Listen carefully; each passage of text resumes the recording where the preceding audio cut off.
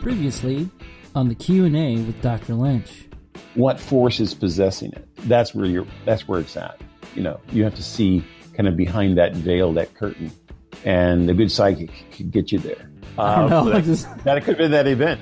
I spent the night over there, and I had so much stuff I couldn't believe it. So I walk outside and start taking still photography, and I get so many entities outside on still photography, it just blows your mind. Did you use any of your other Paravision stuff with it?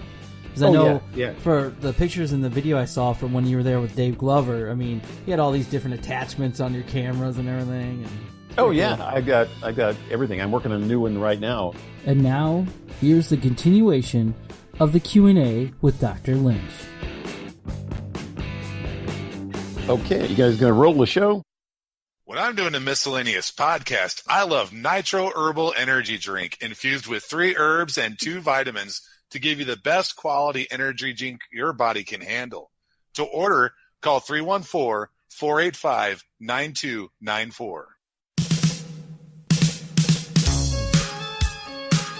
For this next one I'm using, so I'll use 4 lights, 2 940 nanometers, and then 2 850 nanometers.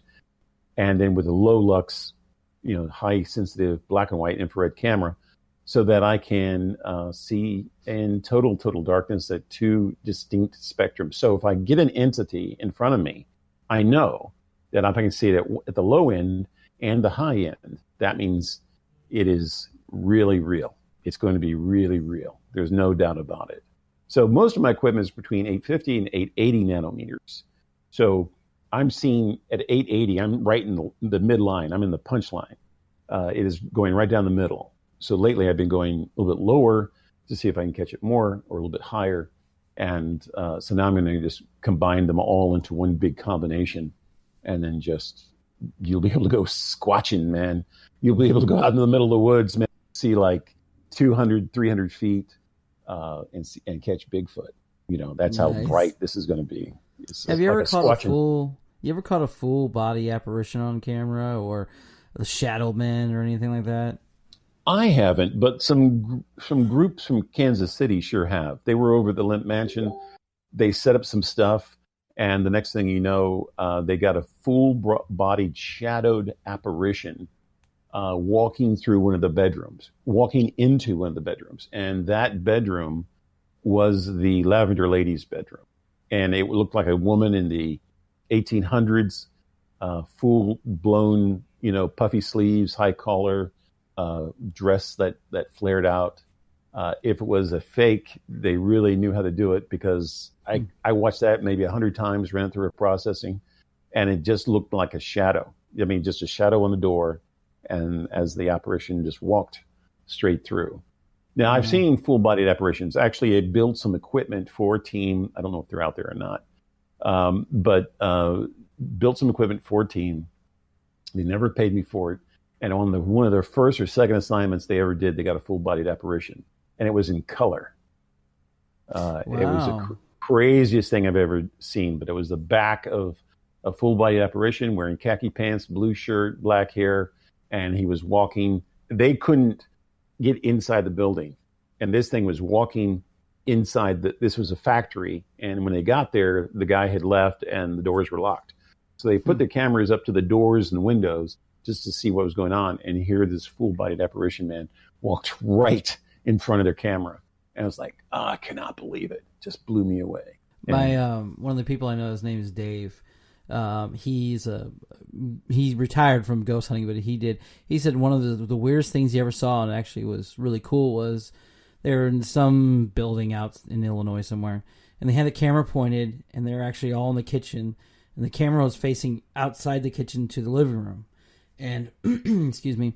And while they're talking, they're not even paying attention to the camera.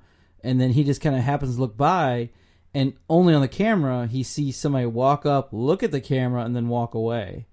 And I thought that was really cool. I was like, "Do you still have that video?" And I want to see it. Absolutely. Stuff like that is very rare. Full body apparitions are less than probably 1 or 2%. Most of it's going to be a mist, a fog, an orb, different sizes of orbs. It'll be small orbs, anything It can range from the size of a ping pong ball all the way up to size of a beach ball and get bigger than that. I've seen a mist fill up an entire room before, and then when we start to videotape it, it backs away and it actually floats away from you. It's the craziest thing. It looks like we just got the film in reverse, and it is not. It is this thing, and you can only see it when the light's on it. So when the light hits it, you see it. When the light comes off of it, it's totally gone. So it's like, oh my God, we're sitting right here, and it's totally blind to this afterlife world that is all around us. All around us. I went to this one situation where this lady said their house was haunted. Can I come over? And I said, yeah, sure. Okay, no problem. I said, oh, this is totally benign. So I walk outside and took some still photography again. And I got 20. I got like 10, just all up and down the neighborhood, in between buildings, above buildings, on the sidewalk. I was in not Tucson, Arizona. That town down there where the Tombstone, Arizona. Tombstone, that's it, Tombstone. And I went to the birdcage, and the birdcage claims it's haunted and blah, blah, blah, and all this other stuff. Well, anyway, I get in there, and I pull out my equipment, and they go, oh, no way in hell are you going to drag that through here? And I said, well, then give me my money back, and we'll just call it a night. And they go, we're not going to do that. And I said, well, then you better let me in. So anyway, I get in there, and I verify almost all, if not more than their evidence that they had on video. And during the end of the tour, we did a seance in the birdcage, and this one guy started choking. And so I pulled up the camera, started videotaping, and this orb flies right out of the back of his neck. And that was what was choking him. And it took me an hour after that to talk to him, to calm him down, because he was like getting wigged out. This thing was choking him to death. And I had videotaped several other massive globules, and everything that they claimed that was haunted had no connection to what was going on. So when I got outside, I started taking some more pictures, still photography, and there were more ghosts walking up and down Tombstone than there were in the buildings. And that's just kind of how it happens. Sometimes they're outside, sometimes they're inside, and you just have to have an open mind on where these things are hiding, because they're not going to just jump out in front of you, not unless they have a reason for that. So, well, that's one of the things that Frasley said. He said that he has a sense that you see things because you research these areas and these ghosts, and you're respectful of them, and a lot more ghosts probably are more willing to appear for those being respectful than for those being D-bags about it. It kind of goes both ways. Ghosts, demonic entities, and especially some ghosts, are territorial and or predatorial. So I think he's talking more of just the terrestrial kind of, someone got shot and they just kind of wander around Tombstone, but they're more willing to be seen by someone who's being respectful to them than to someone who's being, a jerk. Like when you talk about the house, when the house, no one was thinking of it inside, but you went outside and they were there waiting for the house to kind of die down. Some of that could have been the activity, but then I could see them being like, yeah, we know you're not trying to rile us up. You're just curious. Yeah. I think that's a lot of it. Now, 9 times out of 10, they can read your mind. So if you go in there with a specific intent, then they'll react to that intent. Whoa. Ghosts can read your mind? I mean, absolutely. Yeah. Crap, because on my mind that night at the Lynch Mansion was... Oh no, Paulie, I've had a psychic read my mind. I was at a conference, and a psychic actually was reading into my mind, pulled up things from my past that no one knew. Huh. It terrified me. It was like, yeah. I was like, whoever this person is, I respect them, and I'm gonna give them space. No, I'm gonna go off base for here real quick because he's a psychic about that. But okay, so Josh, I don't know if you want to talk about this or not, but you're a witch, right? Kind of. Okay. I don't know. You were telling me about all that stuff you were into one time. Yeah. Okay. I talked with another guy, and this is a question for you also, Dr. Lynch. So I talked to another guy. He said he went to one of these Wizard World Comic-Con things, and he said he was talking to this girl, and some kind of con. I don't know what it was. And he was talking to this girl, and he said while he was talking to her, her eyes kind of made a weird thing and changed colors. And her response to him going, "What the hell is that?" She goes, "What'd you think? Just normal people show up to these things?" And ever since then, he thought he saw a witch. Do you believe? I mean, this is for everybody. Do you guys take stock in that? Is there really that kind of witches out there, or whatever?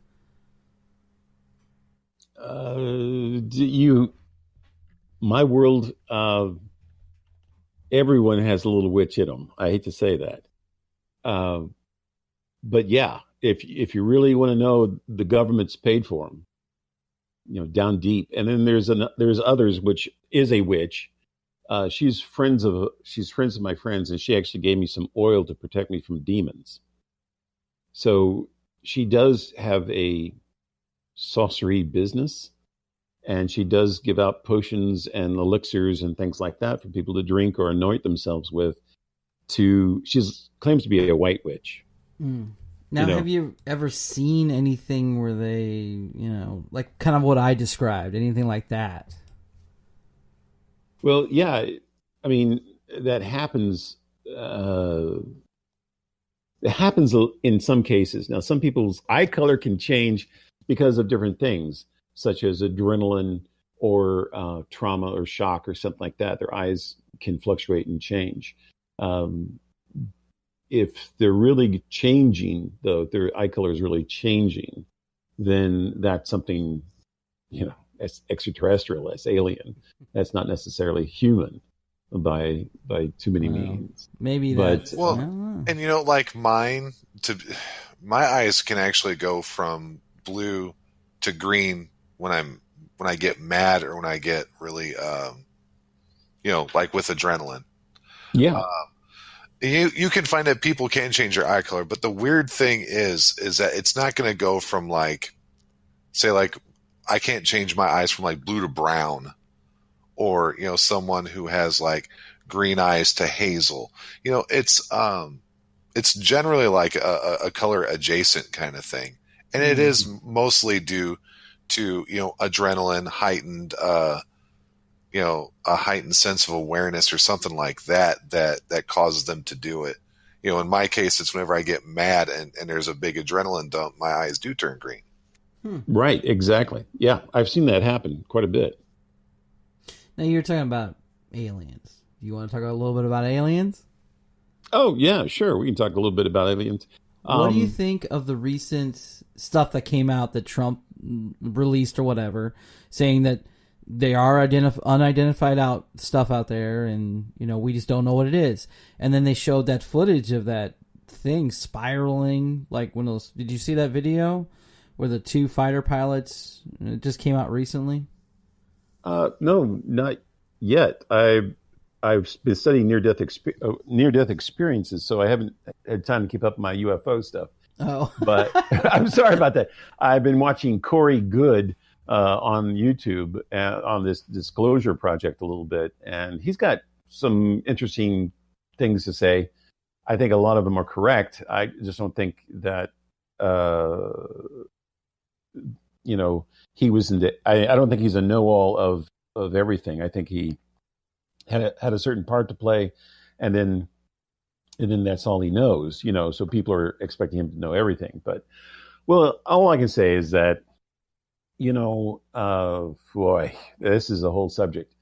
Not all ghosts that you capture on video are ghosts. Some of them are consciousness, which could be extraterrestrials telepathically watching you, or just watching the planet. It just depends how you want to look at it. Consciousness by itself can travel anywhere and do anything that it wants to do. the universe that we live in is compliant to our wants and wishes. So this is where voodoo and other witches come in to the conversation, is because once they put an intent into the universe, it normally will happen in just prudence, in time.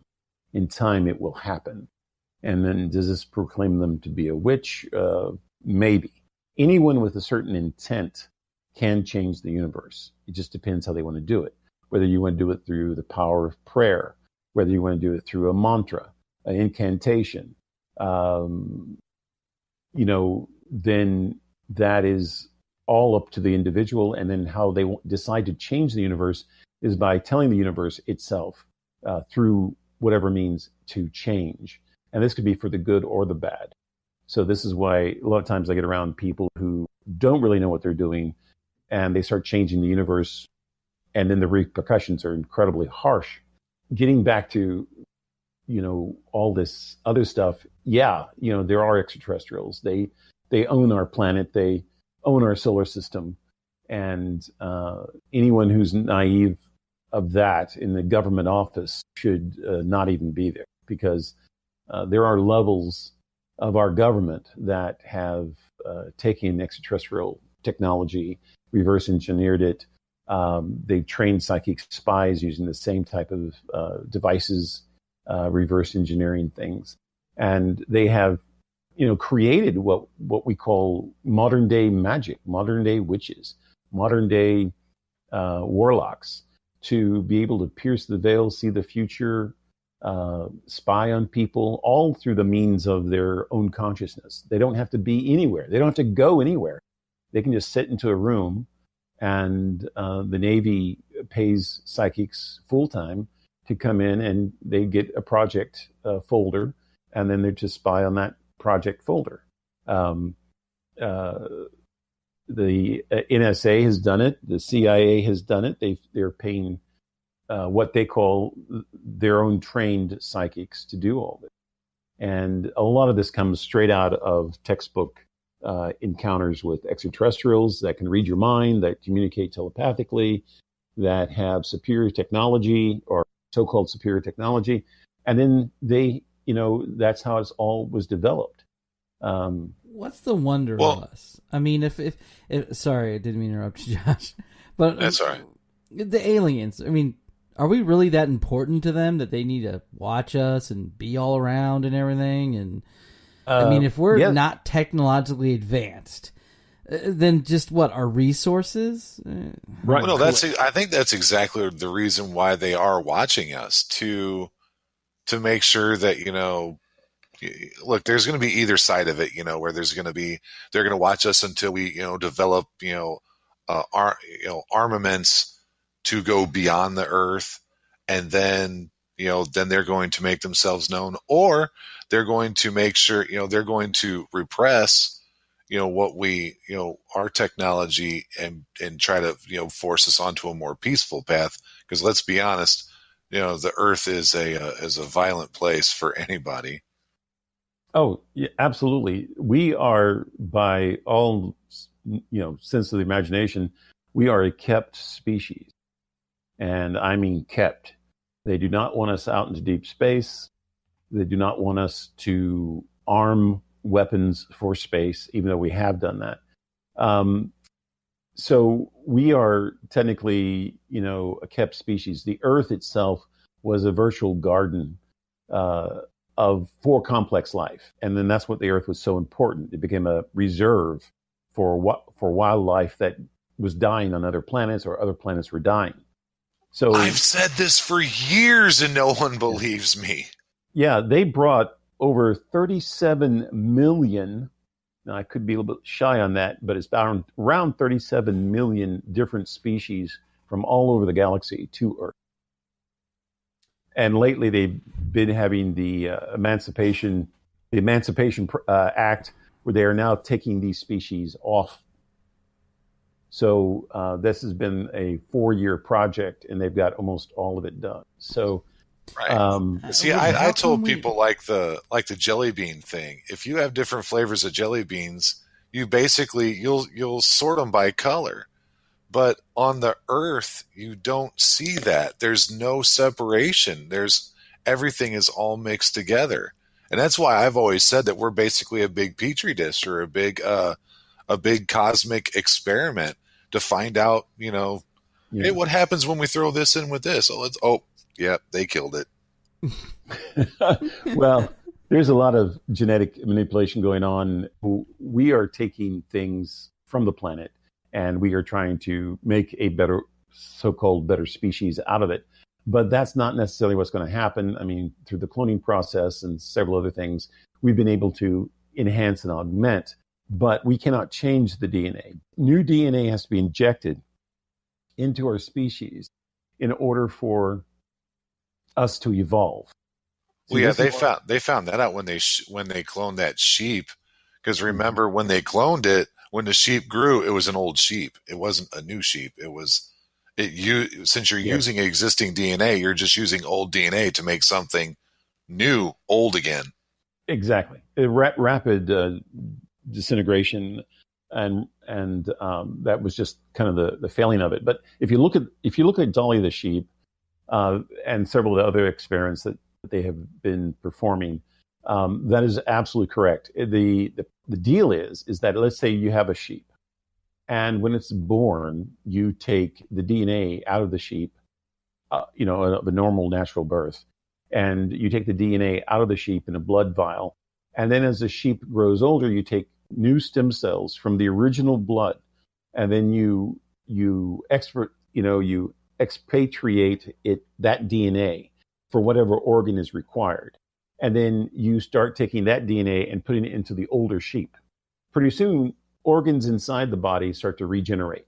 They get younger, old cells will die off. You'll get a new liver in about a year, a new pancreas, new kidneys, however the DNA is selected and then re-injected back into that sheep. Pretty soon you have a sheep living to be 200 or 300 years old. Because it's using new DNA to the new DNA from itself to regenerate itself. Exactly. So if you want to talk about immortality, that's no problem today. That is absolutely no problem today. My parents should have saved it for me. And so you sit there and go, okay, well, the Earth is designed for complex organisms, and it can sustain life, up to a certain point. But then you have to say, well, if anyone finds out about this, then we're all screwed. So you have to take these things off planet. So once you find out that there's a squid or a octopi that has more DNA than you do, then this doesn't add up in any Darwinism form of evolution. So it's like twice or almost 3 times as many DNA as we have. Yeah, we have 20,000 pieces of DNA. 20,000. That's it. After that, you start saying, okay, well, what else has 20,000? We start realizing that there's stuff in the ocean we haven't even discovered yet that's got 30,000. You know what I'm saying? So where did all that come from? Because by the calculation of Darwin and Darwinism, the theory of evolution is that the species at the top of the ladder has all the marbles. It's got all the DNA. It's got the best intelligence, the best, opposable thumb, all this stuff to really manufacture its world. But it's bigger, stronger, faster, and smarter. Right. If you look at that, if you're looking at this, but if you really look at several other things that are out there, our DNA, even though it's similar, it is not the same. And these things have far more DNA. They're structured totally different, and they're not building nuclear weapons. They're not building skyscrapers. They're just existing. They're running around eating fish. Yeah, they're eating fish or whatever. So then you start looking at other things in the ocean. I bring this up because it's kind of more common. But look at like a gecko or a starfish. You can cut a starfish up and it regenerates. You can take a tail off of a gecko. It's going to regenerate a tail. There's certain things in their DNA that give them an added advantage. So if I cut off my arm, it's not going to grow back. But they, because of their DNA, can regenerate. So scientists have been looking at this for years, and they're trying to say, okay, if we can capture this DNA arrangement, we can then inject it into a human. And hopefully, when the human loses a finger or gets a hand chopped off or whatever, it will regenerate. Well, hopefully he won't grow a starfish finger, though. No. The whole idea is the whole idea is that's That'd the same be thing. awesome. That's the same thing as the cellular regeneration with using your own stem cell. You can regenerate an arm and a leg. You can stay virtually young for almost ever, and you can maintain this for a very long time. I'm saying in many instances, especially with modified genetics, our government is there. They have accomplished their mission. The Did you know that there's somebody in a lab somewhere who has like a big old starfish hand, and they're like, "You're not getting out." Oh yeah. Sorry, guy. But look at the. Well, they probably cut his hand off, and they're like, "Okay, we're gonna they're doing experiments on regeneration. Cut his hand off, and a starfish grew there, and they're like, "Sorry, guy, you're not getting out." Flipper kids walking around.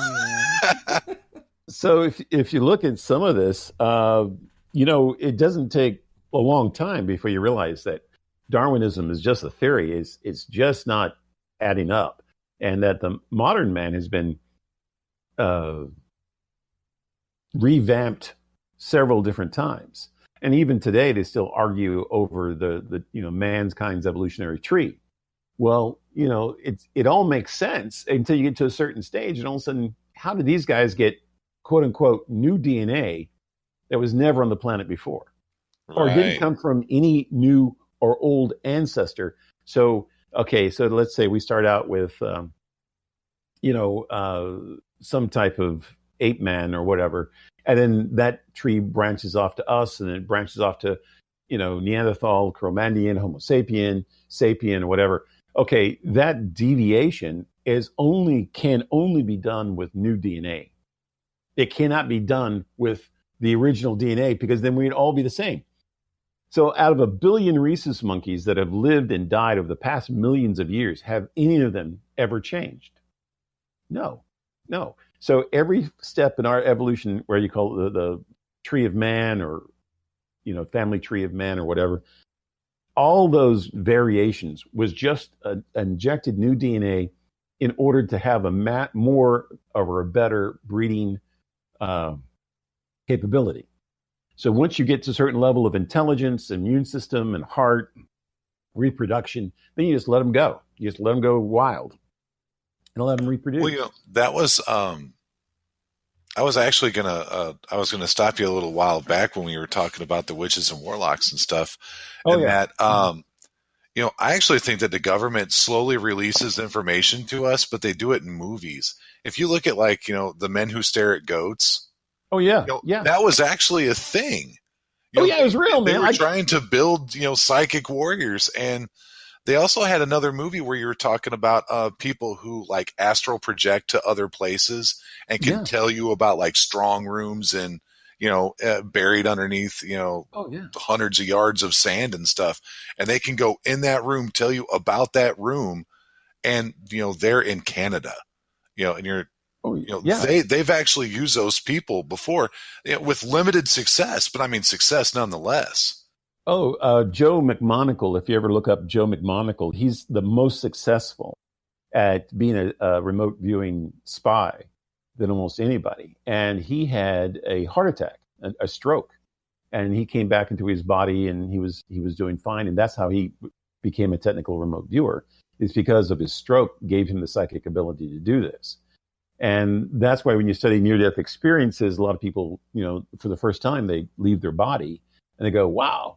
And then after a while, they say, wait a minute, I can leave my body at any time. And then that's exactly what these guys do. They virtually psychically leave their body, and they're connected by their silver cord, so they can always get back.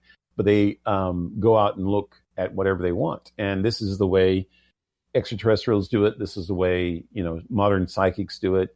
There's not a need for a cell phone at the other end. All you need to do is project the frequency from where you're at, and it will go to wherever it wants to go. Now, back in the 40s, here's making a deal with the devil or whatever, but British government made a deal with Aleister Crowley, the wickedest, wickedest warlock of the time. Okay, Aleister Crowley said that he could set up negotiations between Germany and England. And so they gave him like, £100,000 or whatever it was, a small fortune. And he just goes off and starts doing all these incantations, and he has everyone, do an orgy around him for sexual power. And so they all do this thing. And, a couple of days later, he comes back and he says, this German envoy will come and they'll want to have peace with Britain, and they're going to decide what to do when the war is over, all this other stuff. Well, the next thing you know, Field Marshal, not Goering, but his Hess, his second in command under Adolf Hitler, lands in a Scotland or British farm. And he gets out and says, I'm the second command under Adolf Hitler. We want to negotiate the end of the war. Well, the first thing they do is they listen to him for about 5 minutes and they throw him in jail for the rest of his life. Didn't his plane fall out of the sky? That's why he landed. Yeah, they say it lost power. Yeah, it lost power. But there's no way Aleister Crowley in his crazy time could have called up Rudolf Hess and then said, fly over to England, we want to cut a deal. I mean, that's just not going to happen. Right. Okay. But somehow Hess did get an airplane and fly to England. Now, Aleister Crowley said he was behind the whole orchestration of that because of his was over the paranormal and all this stuff. And then the British go, well, he's here. That's one person out of the ladder of Adolf Hitler, so let's just lock him up. And Adolf Hitler goes crazy because if he thinks that witches and warlocks can do that, then they've got to have their own. So they round up a bunch of psychics, they throw them in prison. Like, that's going to stop anything. And then it's right. It's Goering who pulls them all back out under psychic warfare, psychic science. And he has these handful of psychics that are now trying to infiltrate the British government, and they're using dowsing and pendulums and Ouija boards and you name it to go into psychic states. And I think this is where Enethal and the magic, well, that all came out a little bit later, but this is where a lot of stuff happens. Yeah, for them to get out of their body. So they developed their own psychic little warfare. Well, after the war, some of this stuff kind of falls into the Americans' hands, and also into the Russians' hands. And then Russia takes on full bang with it. During the Cold War, it was a psychic Cold War. So in the movie Ministeric Goats was the just the beginning of it. It continued year after year after year. I mean, they're still. Oh yeah. They even admitted that in the film. Yeah, Russell Targ was on the other day, and claiming that he's got it all worked out now and blah blah blah. And it's like, oh my God, And then you have people like Michio Kaku, who's supposed to be the smartest guy in America, and he just poo-hoos the whole thing, So Russell Targ, is still going strong with the psychic spying, and he's really into it, and he is understanding the fabric of the universe a little bit better than everybody else who's just, swinging at it with a hammer and trying to, get it to react or whatever. But we can go deep into it. I knew guys who claim that they were they were in Langley, Virginia. Okay. And they were told to target Area 51. And so they targeted Area 51. And then they started sketching stuff out. And they said, what are you sketching? They say, well, there's this UFO hovering over Area 51. And these guys go, oh, bullshit on this, And these guys are deep, CIA operatives. They're on the farm at Langley. Anyway, so they go, okay, And so Joe McMonagle was one of them. He starts sketching out this circular UFO over Area 51. He actually draws like, this is Nevada, and I'm looking at this area here, and he kind of makes a little square. And then he says, here's this circular object, and it's a UFO. It's a silver craft flying over, or getting low. It's very low to the ground, but it's going toward Area 51. So anyway, so these guys just don't don't know anything about it, don't think anything of it. And then later, they get a Russian satellite photo of Area 51. And guess what I had in it? A UFO. Yeah, it's one of those things where, he goes, "Oh, there's a UFO over Area 51." Everybody goes, "Oh, haha, okay." And then you see the picture, and you're like, "Well, let's go talk to that guy again. Can we find him?" Exactly. So these guys, on one hand, once given a target, they automatically can assess that target, whatever it is. And so we don't need like Homeland Security. Homeland Security is if you ever want to look at it, because I would really like to see how accurate, given the number of times, like, say out of just out of 100 or out of 1,000, how many times they're accurate with I call it, astral projection, but whatever you want to call it. I'd love to see how accurate they are, like say out of 100 or out of 1,000 or whatever. Well, it's called target acquisition, and there you go. Thank you. Target acquisition. Yeah. Now, Courtney Brown claims, he's 100%. When I know he's about 90. I don't think even Russell Targ says he's probably about 98. So, but that's off his own statistics. He's not going to let anybody else in to analyze. Numbers going to be skewed. Yeah, it's going to be skewed. Now, in my own research, we are 89%. We are 89% in our own research. Yeah. And so if I can take a handful of psychics, when triple blind tests, ask them 10 questions. I write 10 questions on a piece of paper because I'm not describing a target. It's just 10. I've done this now with the tarot card readers. So I have 10 questions, sometimes 5. I want these psychics to answer these questions to the best of their ability. Then I tabulate these 3. They don't know who they are. I take the answers from those 3 and I put them together. And again, they'll be right about 80%. Okay, 80% of answering these questions. Okay. And they can range from... That's good on anybody's scale, though. Well, no, not necessarily. By statistical averages, you have a 50-50 chance. So if you take a true and false or yes and no scenario, you have a 50-50 chance of getting, making it work. So you have to be 51 before you show anything. And then the Rhine Institute, the Rhine Research Institute, said that a lot of their stuff was, under 49%. So a lot of people just didn't have it. But then you start getting to people who are either naturally born psychics or have had an accident, and their rate goes up. Now, there's an older lady, you guys probably never heard of her, but she's called the Singing Psychic. The Singing Psychic, and she lived in Texas. I think she's dead now, but you can find her on the internet. She was hit in the head with a 2x4 that fell off the back of a truck and slammed into her car, and she was hit in the head. When she woke up, she automatically started to become psychic. And but she had to do it while she was singing. She had to make this little tune. And so, she was not a highly educated person. But Steve in D.C. would call her up, and she would pick the basketball or football playoffs to the T. You could bet on her predictions, and she could do it. She was on Steve in D.C. Years ago. I think I remember her. Yeah, the Singing Psychic, and she's a real deal, man.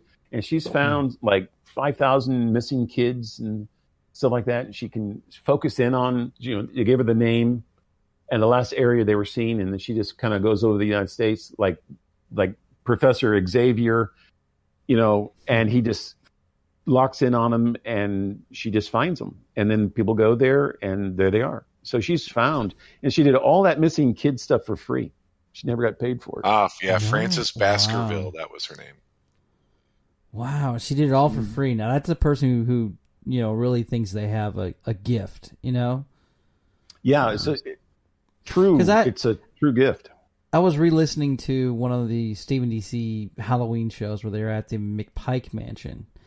And they had that one psychic there who was like some 1,000-year-old dude, but it's actually a girl. And I couldn't oh my God, I got a story to tell you about him, about her.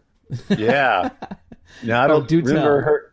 I don't remember her being at the McPike Mansion, but we were at a haunted beauty salon. We were at a haunted beauty salon, and Steve and DC did their Halloween show, and that was, again, entertainment value.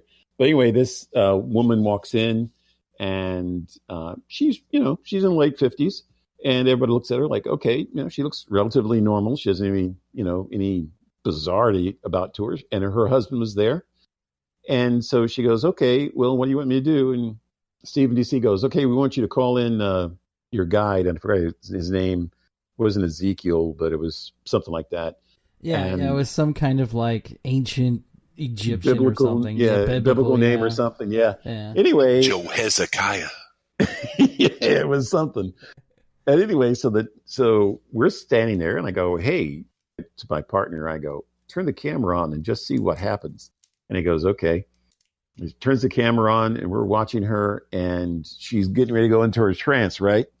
And everybody's like rolling their eyes. Steve and DC just roll their eyes like, oh, this is so great entertainment for her to go into this situation.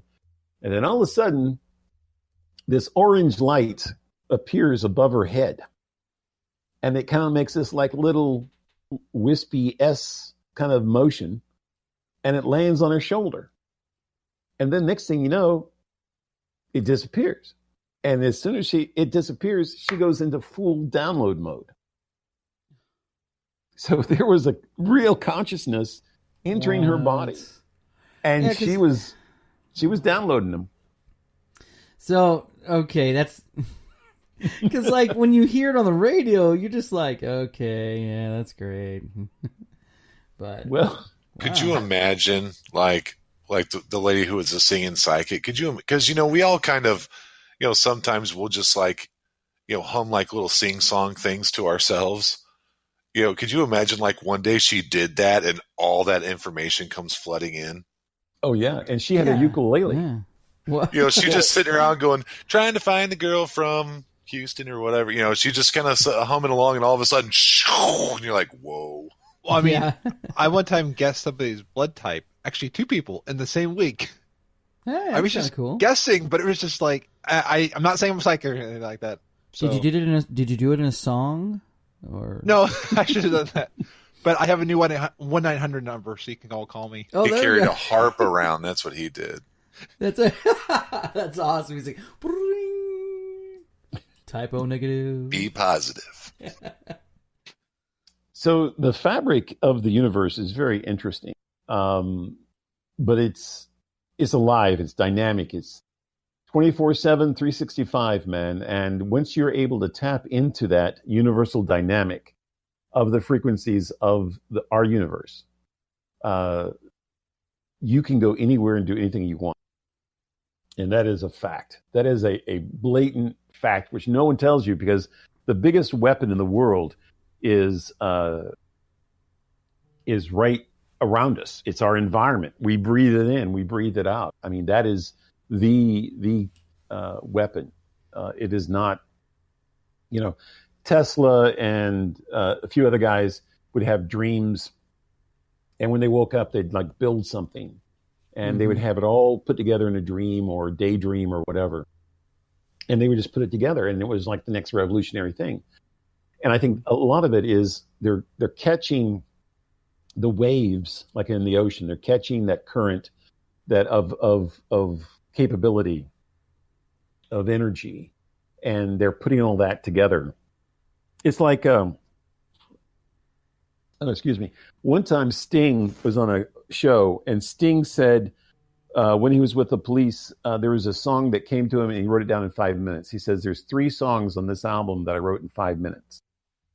And it took us a week to put the music together and stuff like that. And he says, I don't know where it comes from. It just comes like that. And then artists will say the same thing. There's no struggle to it. It just flows and it becomes a top 10 hit or whatever. And then you see that. Yeah. Sorry. Yeah. Led Zeppelin, the song Stairway to Heaven was actually written in 5 minutes and no changes were ever made to it. Ironically, they were followers of Aleister Crowley.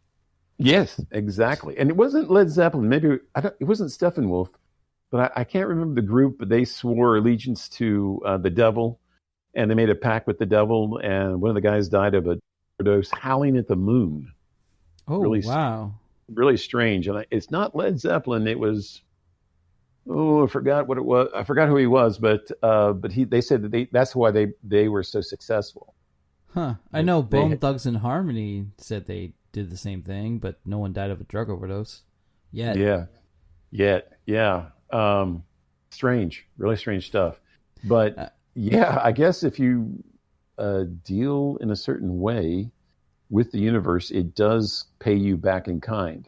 Now, the old theory is that, it requires something for the intent to go through. So everyone makes sacrifices. And that's been going on for 5,000, 6,000 years. Goats! So, we're back to goats! We're back to goats. I always had this thing about, like, for whatever reason, anytime that a sacrifice is required, people choose goats. And it's like, those guys got bad raps. Yeah. We our first couple shows, we did like the history of Valentine's Day and Easter, and they all involve goat sacrifices way back in pagan days. So, yeah. Oh, yeah. Sacrifice, animal sacrifice has been going on for thousands of years, man. And so we've kind of taken that out of our society. And but in the old people and the old ways still say that works. And even the Mayans, did human sacrifices, and they claimed that worked. They just took it to the next level. They took it to the next level. So no, this year let's do humans. Yeah, let's up our game. Sarah's really pissed me off. Let's try that. Exactly. So, witchcraft, like I say, comes in different ways. It's not really witchcraft. It's just a way that people perceive the psychic phenomenon, the psychic world, or the parapsychological world, and then they try to approach it with whatever knowledge that they have, or that means that they have at the time. So, it's like in 2001: Space Odyssey, this black obelisk shows up. I mean, these chimpanzees are running around and they don't know what it is. They don't know what to do. So one of them goes over and touches it. Okay. Well, that's all you've got at the time. So for about, 6,000 years, mankind has kind of went up and touched something to see if it was real. And we can't, that's why the misnomer is there's no such thing as ghosts, blah, blah, blah. But the whole thing is that we can now touch the afterlife because we have the equipment to do so. It's very, professional grade equipment. And I know that the military is using the same equipment, if not better. And so they know that it's real. And they use it in their psychic spy research to do whatever they need to do. And like I said, the best weapon in the world is the weapon that everyone overlooks. And that's the psychic ability. Dr. Michael Lynch, we've kind of run out of time, though. I want to thank you so much for coming on the show again. Where can we find you? What kind of platforms can we check you out on? I remember last time you had an website and stuff. Yeah, I'm on Facebook. You can look me up, Michael Lynch on Facebook, and I got tons of people. You're on there. Yeah. And technically, that's kind of the best way to find me right now. I've kind of got a YouTube channel. I've got stuff on Facebook. I'm back down in the lab working on my last big upgrade of my ghost stuff. And still stuck doing research right now.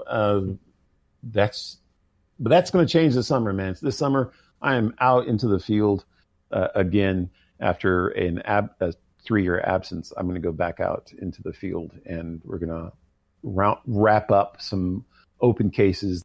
But good luck to you. Yeah, that sounds awesome. But yeah, so it's been fun, gentlemen. Anytime, and it's all been great. I've had a great time.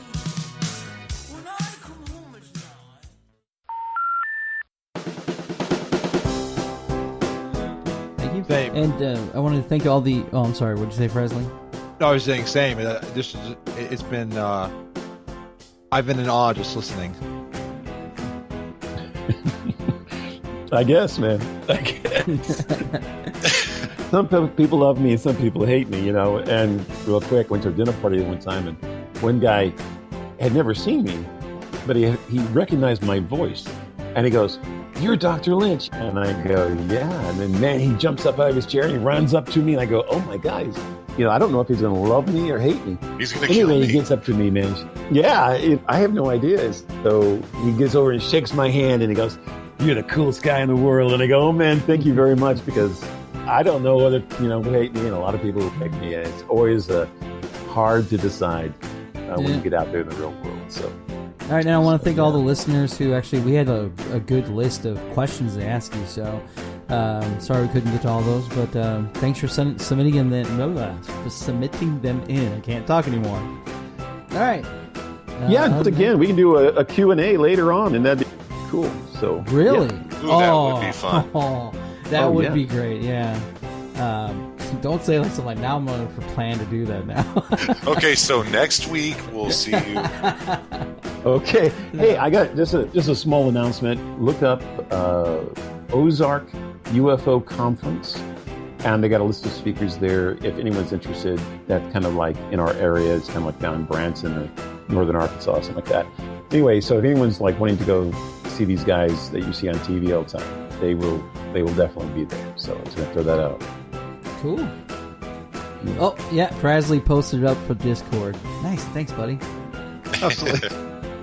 All right, all of us have to get going. Thank you so much again, everybody. And Dr. Lynch, thanks again, buddy. Thank you. Nitro Herbal Energy Drink. Infused with 3 herbs and 2 vitamins to give you the best quality in a drink your body can handle. To order, call 1314-485-9294. That's 1314-485-9294. Hey everybody, Giggles here from the Summoning Stone. If you liked what you heard, please subscribe to the Miscellaneous Podcast. You can find this podcast on almost all podcast platforms and on YouTube. To contact the show, send your emails to miscellaneouspodcast17@gmail.com. You will also find us on Twitter at PJ Miscellaneous, and you'll find them on Facebook at Facebook/Miss MISC Podcast.